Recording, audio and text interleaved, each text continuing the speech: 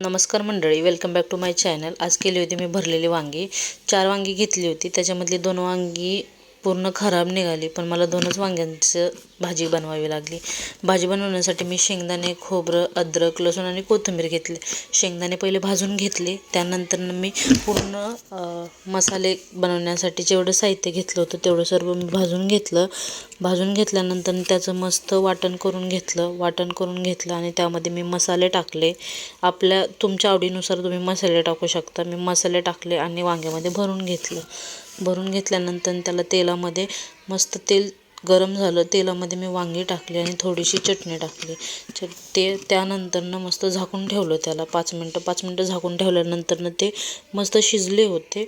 त्यानुसार तुम्हाला जेवढा रस्सा हवा आहे तेवढा रस्सा तुम्ही बनवू शकता। मला जेवढा हवा आहे तेवढा मी बनवला आहे। मस्त झाली होती भाजी। तुम्ही पण एकदा नक्की ट्राय करा। Thank you for watching.